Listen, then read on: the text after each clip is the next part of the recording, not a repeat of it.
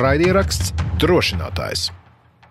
Well, the only thing that I know about you is that you are from Denmark and that you help Ukrainian army. So at the beginning, I wanted to ask you to tell me more about yourself. Who are you and what do you do? I'm 55 years old, born and grew up in Denmark. Got into the military. I've been connected to the military for a while and comes with a Danish military background and a lot of background in logistics. Have done a lot of crazy things in my life, and now I'm in Ukraine and giving my heart and body and soul to Ukraine. I'm actually married to my wife is from Latvia, from Riga. Oh, and how did you met? About 20 years ago in Denmark. I more or less fell in love with her, and I actually asked her grandmama for her hand, and she said her grandmama said yes, but the 5th of May, 4 years ago, I married her, and then the corona started when she was on vacation in Latvia, so we more or less everything a little bit to shit, so she's actually living in Latvia now and have her own problems. Mm-hmm. So I have not seen her very much since the last 3.5 years. But yeah, it's crazy. The worst part is I actually care for her very, very, and her son, Dane. So it's hard to live this way, I guess. She was actually with me in Ukraine for about 10 days to see what I'm actually doing and all that. She actually liked it, but she also didn't like it because she was a little stressed about, when the air alert coming and about the bombs and the shooting and all that shit. She didn't like that so much. Mm-hmm. But I had a good time it was very good to spend a little time with her. At the beginning, you told me that you had some military background as well. For how long did you work for the Danish army? Back in the 90s, I started in the Danish army and I was there for about, 11, 12 months. And then I went out and then I went in again and spent some more time there. But my connection to the Danish army have been since, I think it's 92 and up till today. I still come on the military base for this veterans meet and different kind of galas and all that shit. Because now I got my pension and So this is the thing. I can't talk so much about the Danish military because when I started in Ukraine, it was not allowed for us to go to Ukraine. The Danish system more or less shut me down.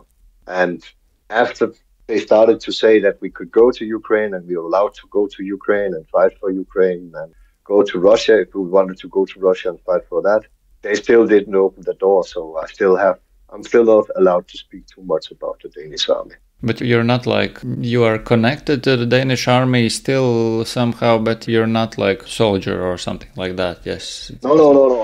I'm not working with the Danish army. I still have friends, old colleagues and all this who is in the Danish military, but I'm not working with the Danish military or with the Danish government in any way anymore.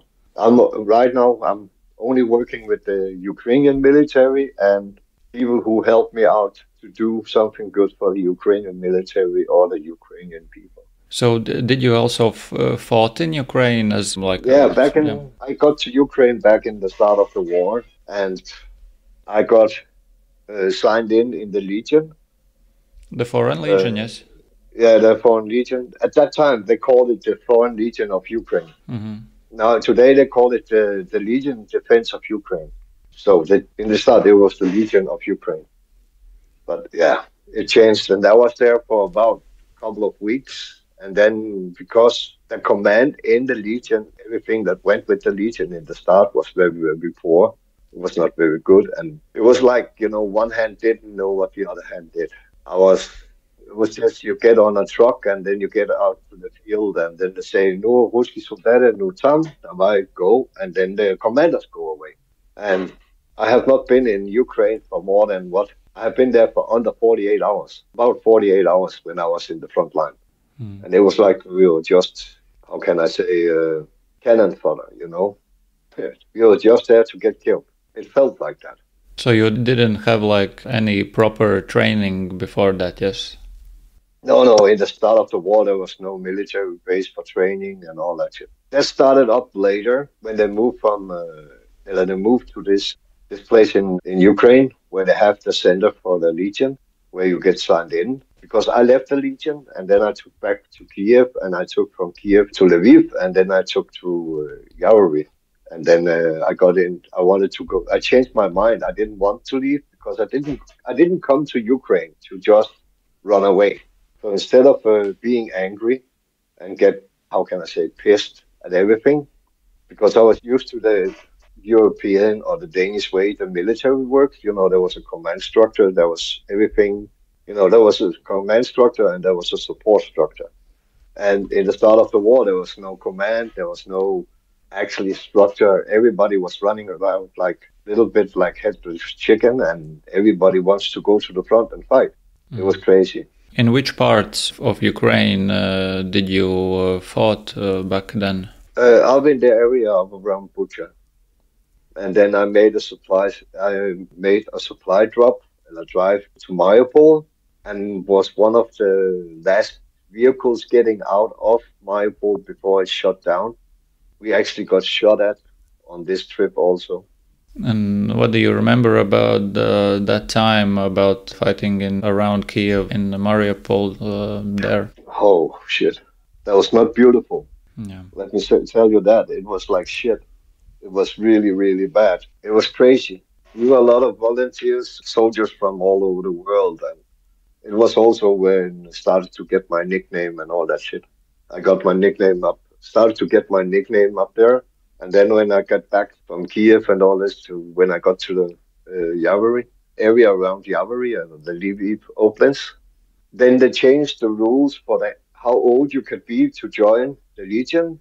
The same morning, I called the Legion and asked how old you should be, how old you could be to get into the Legion. And they say 55. Okay, then everything was good. And then 30 minutes later, I get to the office, to the cantina, and speak with the commanding officer, and he tells me I'm too old, and then I actually get angry with him.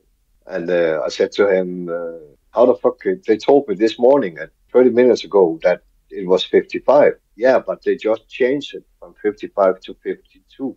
No, from 55 to 50. And I was 52 years old. So I got pissed at him, because why the fuck should I waste my time to go there if I couldn't be there?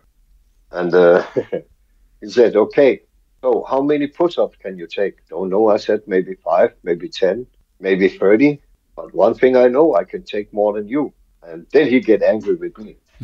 And then he told me to go away. So that was the point when you ended this participation in active war, yes? Yeah. Also, like I said to him, listen, I already been fighting for your country, and now you tell me I cannot be here. What the fuck? In the start, me and him, we didn't like each other, but we actually still very good friends, and we still speak. And he told me to piss off, and I went for this yellow house. I got to the yellow house. There was an American guy who had the command of the yellow house. That was the safe house for the Legion. And then he found out I was from Denmark and all that shit. And he tells me, okay, hey, I need your help. Okay, I said, what do you need me to do? You need me to help run this yellow house. Okay, so I got second command and got the nickname Major. We had guys coming in from Latvia, from the Czech Republic, and we have people coming all over the world, from Finland, from UK, from Denmark, from Germany, from Poland, Spain, Portugal, everywhere. People were coming. And I was there for about 3 weeks. Then I went to Denmark because my daughter had confirmation. And I was in Denmark for 6 days, and then I got back to Ukraine. And I got back to this cantina, and I spoke with my friend Yuri, and I said, "Oh, is there still a problem with me to get into the Legion?" "Yeah, but I have a better idea for you," he told me. "Okay, what you want me to do?" "I want you to speak with a guy from the military, 24 Brigade, and speak with him. He's the commander of the base. He needs instructors." I said, "Okay." "Yeah, he will be here tomorrow morning." "Okay." And then he called me up about 30 minutes later. He said, he'll be here in this afternoon. Can you speak with him?" Yeah. So I spoke with Alexander. He's also not here anymore. He died last summer. No, he died the late summer 22, actually. That was back in 22. And then spoke with him, and the next morning I went to the Yavori military base, the polygon, and start training soldiers. Build up a very good training team with people from Estonia, no, not Estonia, from Lithuania and so on, England, US, different places all over the world again. What did you saw at those weeks, those months? You said that people from all over the world came to Ukraine. What did you notice in speaking with them, seeing how they behave and so on? Why they came to Ukraine? Why it was important for them, and what were their motivations? Yeah, many of them is many of those guys who was coming in. A lot of them. It's difficult to say how many, but some of them was, this gamer type, they want to be heroes overnight or something like that, who didn't have any military backgrounds and all this, who wanted to fight. We needed to get them because we couldn't work with them. They didn't understand anything about being a soldier. Then we have the professional soldiers, knew the stuff and knew how to be a soldier and follow command. And there was sappers, there was EODs. It was a lot of different people coming in, infantry soldiers and all this. So, but therefore all the soldiers they want to do something good. They saw what was wrong in Ukraine, and the Russia was going into Ukraine and trying to take a country that was not theirs. And they wanted to protect that country. And most of them didn't want to do it because they want to be heroes. They wanted to do it because they wanted to make a difference. What was your motivation? Why did you go to Ukraine? I went to Ukraine. I was sitting and watching it in TV, in the news and all this, and I couldn't watch anymore. So I packed up my stuff. I had a little bit of military gear, and that could be in a one bag.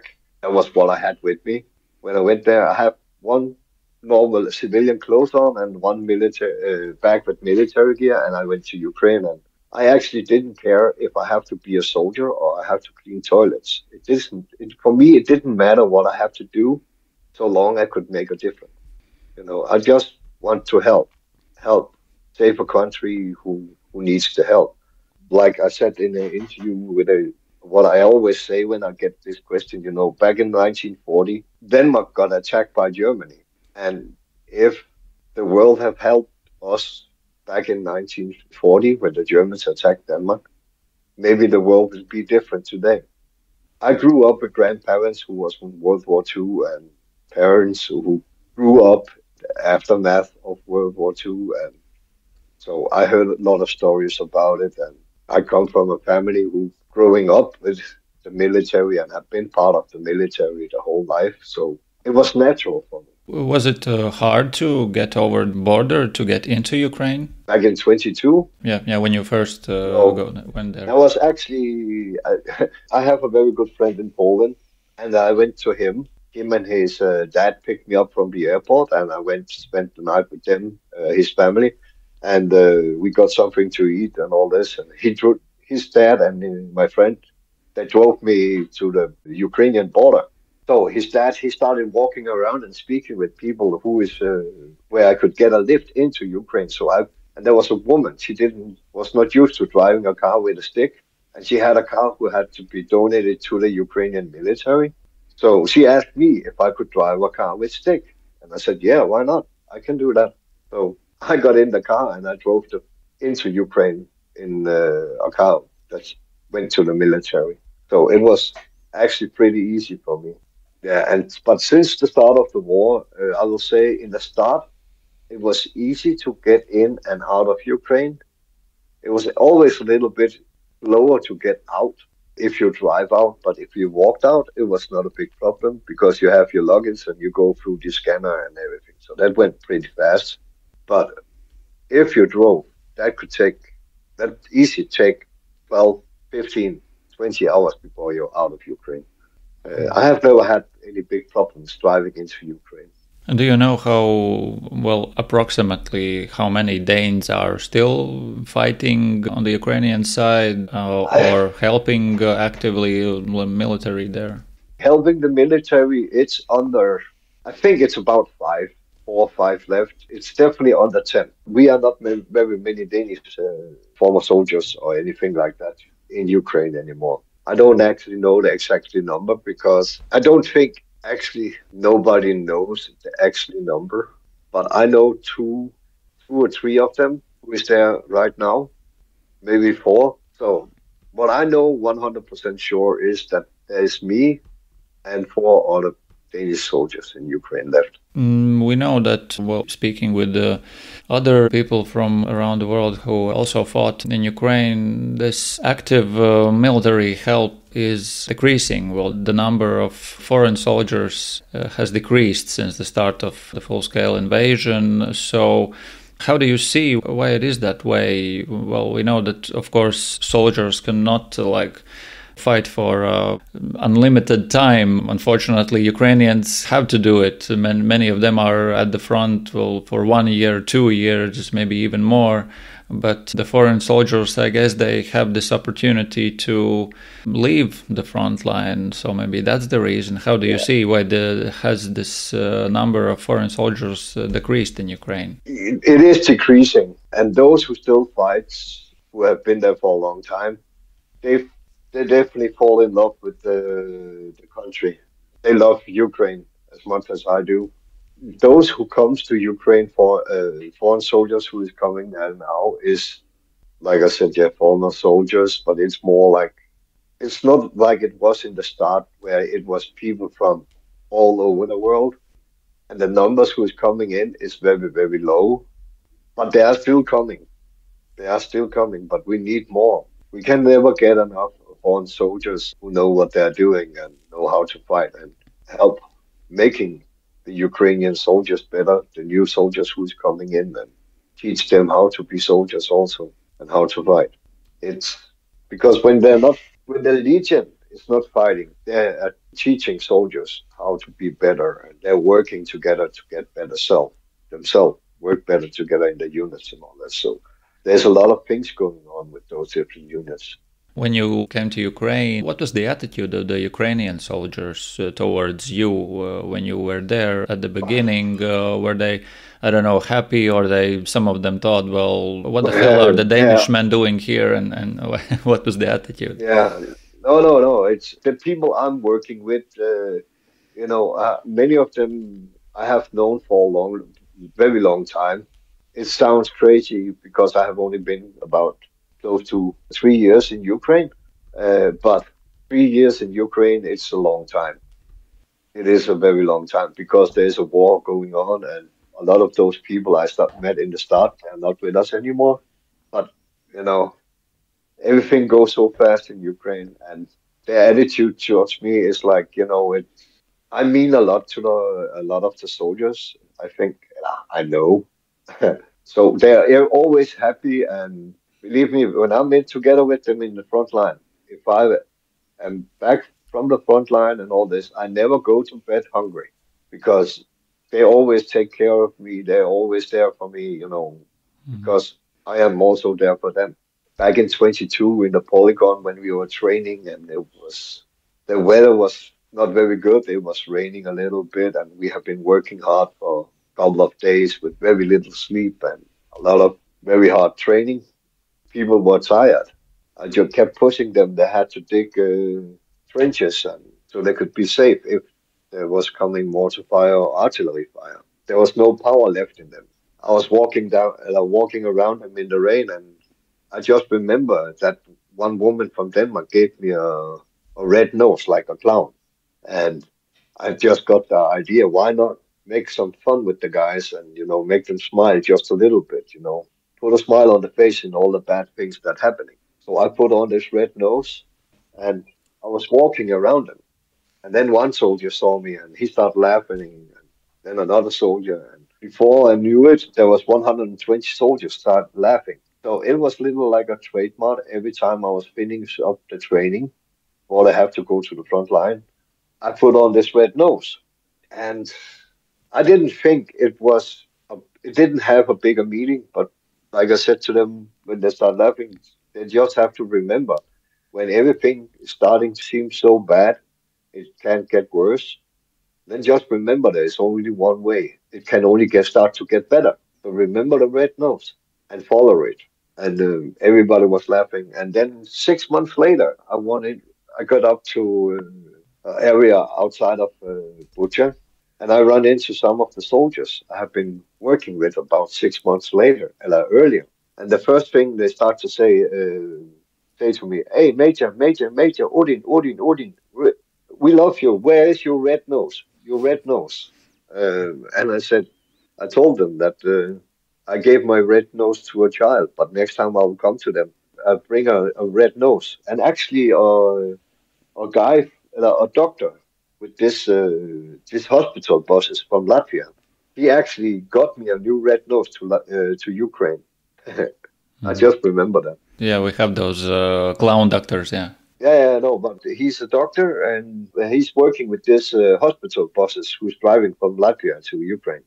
And he sent red nose from Latvia to me. When I got up to them next time, I put on my red nose and everybody was start laughing and all this. And they told me that they have been on a very, very bad situation where they will get bombing, artillery and mortar fire. And it went on for a very, very long time. And they were sitting in the basement and out of nowhere, one of the guys started laughing, little like crazy laughing. And, he was laughing so hard that the tears was going down his cheeks. And everybody thought he was starting to go cuckoo, go crazy.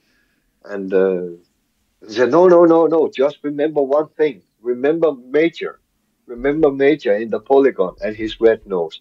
And then everybody who was sitting in that basement they just started laughing like, crazy. It actually touched me very, very much that they remember the red nose and me.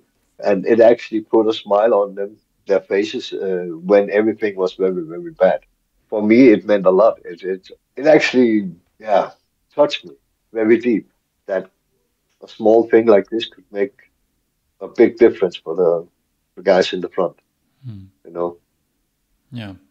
Well, it is no secret that Ukraine has problems with manpower resources. What do you think about mobilization? Should it be expanded and so on? I think the mobilization should be expanded, but I think the Ukrainian guys who is going around in Kiev and in Lviv and in the different cities, and just not doing so much, they either have their work and all this. But I think if they're proud of their country and they want the country to be free, they should join the army and get the education, fight for the country, fight for the freedom. Because if they don't fight for the freedom, they're going to lose everything. And we all know what is going to happen if Russia is going to take Ukraine. It's going to be very bad. And then it's just a question before they're going to open the doors to try to go to Latvia, Estonia, and Lithuania. You know what I mean? There's a reason there's a lot of Danish soldiers in Latvia. What do you see now in Ukraine when you go there, when you are there? How do you see soldiers now, their motivation, their emotions? We know that there are desertion cases. They are increasing as well. They are, of course, tired. A lot of them fought for many months, more than a year, 2 years. How do you see, what is the situation at the front lines, near the front? What do you see? What I see is that they have a big motivation, but they are tired. They are burned out. They need more rotations. So they come back and have some time with their family, can relax and all this. But when you have been fighting for so long time, it's also difficult to come back. But, and they're not fighting for the president. They're fighting for the country. They're not fighting for Zelensky. It's not because he's telling them to fight. It's because they're fighting with the heart to fight for the country, those who fight. Motivation is there, but everybody's starting to get tired because they don't get enough time off. In Denmark, if you're gonna get deployed to some war zone, some country where there's a war where you're gonna be there for 3 months, and then you have 3 weeks off, and then you have 3 months more, and then you have to have a certain amount of time before you can go back to the front line. But because there's not enough soldiers in Ukraine, the soldiers they are fighting, yeah, like I said, for years, So my very good friend Svetoslav, my brother, I love him so much. He had been fighting since the start of the war, and he's a major in the front line. And we started working together back in 22, where he was a captain with 24 Brigade, and then I think it was start of this year. Yeah, I think it was the start of this year where he went for 33 Brigade when he got moved over to 33 Brigade. So, but I'm still working with him. I'm still going to the 33 Brigade, being with them down there. I still have contacts in the 24 Brigade where I go and say hi to them. And yeah, I'm working with some guys in the 31 Brigade, Edelweiss unit. Very, very close friends. Also because I'm the only Danish guy who is educated as a military drone pilot in Ukraine. So you, of course, you are worried about those friends that you have at the front line, and Yeah. Believe me, I'm worried every day. And when I'm riding with them, and we are sending voice messages to each other and all this, when I don't hear from them for a couple of days or for a week, or even my friend and my brother Svetoslav, it's so difficult. He broke his telephone, so I didn't hear from him for over 1 month. So it was like really, really bad. I don't like that situation. yeah, because you never know if you can't reach someone, you don't know if he's hurt or dead or just everything's fine, but he cannot talk with you. Yeah, because when I'm together with Svetoslav, it's down with the Korokovo, down in the area close to Marinka and all this. It's a very bad area right now. And I know he's a commanding soldier. He's the major down there, but he's one of those guys who's going out into the front. He's not just sitting in the office and telling what to do. This is also why his soldiers love to work with him, and because he's showing the way. Even I got a message from him one day. I have just been together with him, and 2 days later I can't get hold of him. And then 1.5 days later, he wrote to me and said, "Hey, sorry, I didn't answer you, but I got wounded." And then he sent me pictures where they're standing with a magnet and pulling bullets out of his body. And it's crazy thing. He got wounded. He got what he said. What was it? 3 or 4 bullets who went through him, and he was 6 weeks off. Then he was back in the front line, and he just got shot a couple of times. This is how it is. We are doing what we can to save Ukraine and save the countries around them. If it's the same thing happened to Latvia, I'll go to Latvia. It's not because I don't like the Russians, but I have a tattoo on my leg that says a soldier doesn't fight because he hates the people in front of him, or the enemy in front of him. He fights because he loves what he left behind. You cannot fight with hate, because then you're not thinking clearly.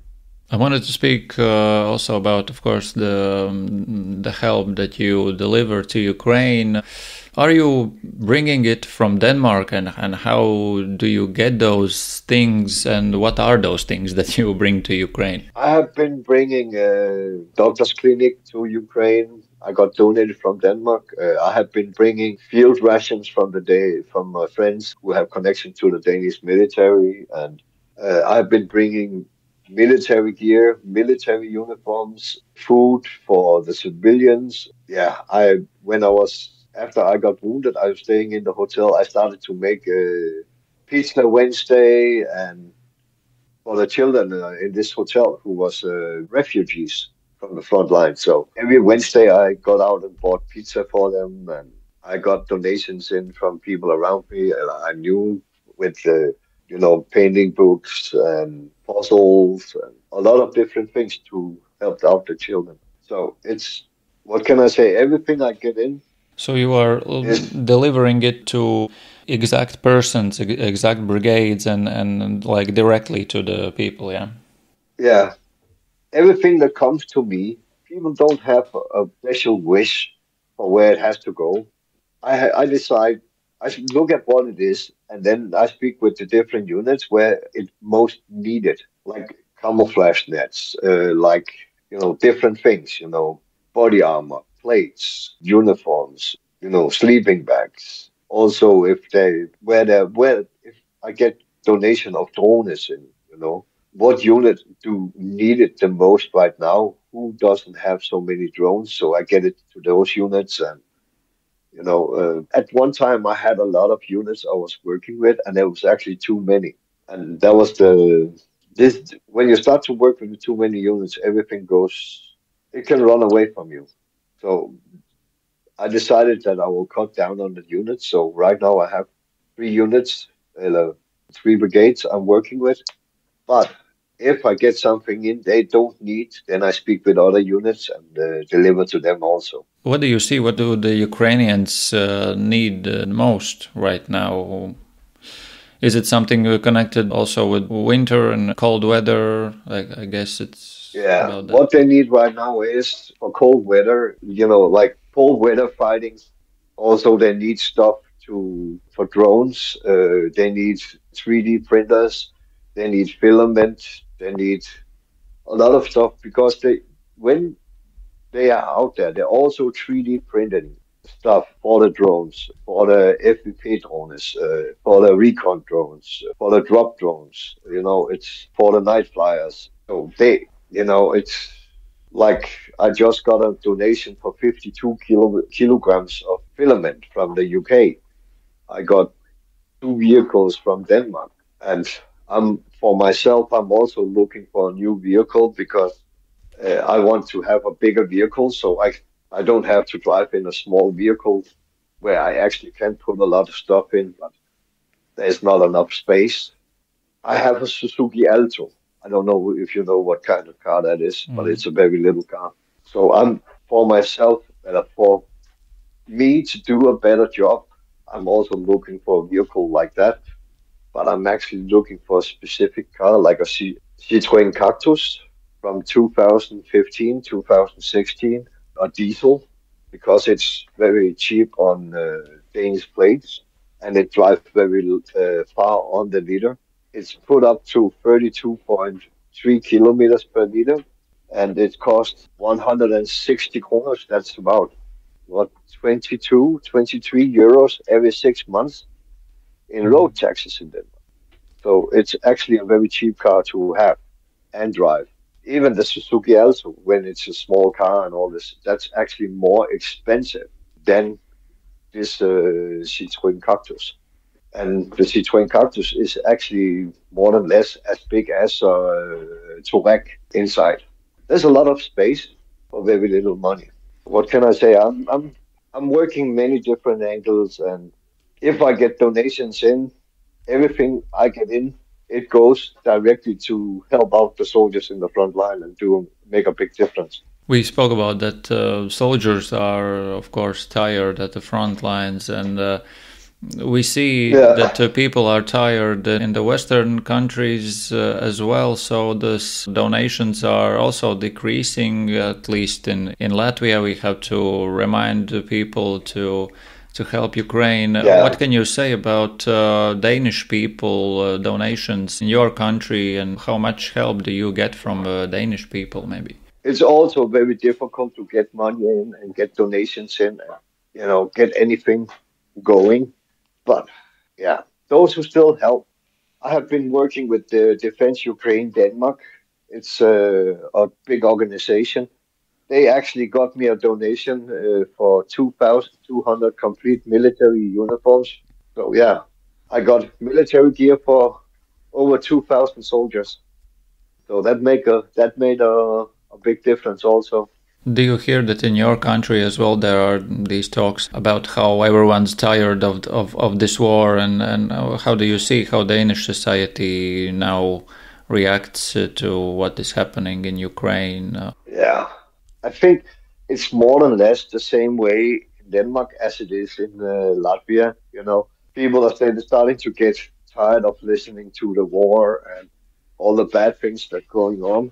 But it's not the best way I can say it is that because we are doing something like this, getting on the radio, getting in the news and getting in the newspapers, all those things. Because we are doing this, is because we don't want people to forget what actually is going on, because it is so easy to say, oh, yeah, they're fighting in Ukraine. Oh, but it's not my country. I don't care. We don't care anymore. It's not our problem. It is so easy, and I know that Latvia is partially put up in two parts, like the Latvian-orientated people and the Russian-orientated people. For your country, it's very difficult because you also have a little bit of fight inside of your country about should we not help. Oh yeah, I want to go to Russia and fight for Russia, and I want to go to Latvia, to Ukraine and fight for Ukraine. I know that is because I have my wife's family. Her brother-in-law is very much orientated on Russia, but he's still proud of the difference I do. Like we say in Ukraine, another clusterfuck. It's the same in Denmark. People don't care anymore. People don't think that it's so important anymore. What can you say about how much your country, country has helped Ukraine? We know that, of course, there are a lot of critics towards West, about the military or financial help. What can you say about your country? Can you say that Denmark has helped enough to Ukraine, or what should be done more? I don't know if I can say they help enough, because when is enough? There's enough is never enough so long there's a war going on. So long there's a possibility to help, because we need to make a difference. And Denmark is actually one of the countries who have given the most to Ukraine.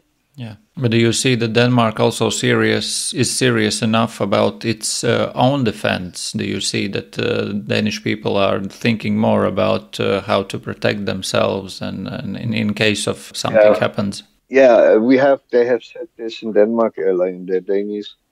They told us in Denmark that we should at least have food for 3 days in every household, minimum 3 days. And it should be so we should also have, so if the electricity goes out, we could work for 3 days without electricity.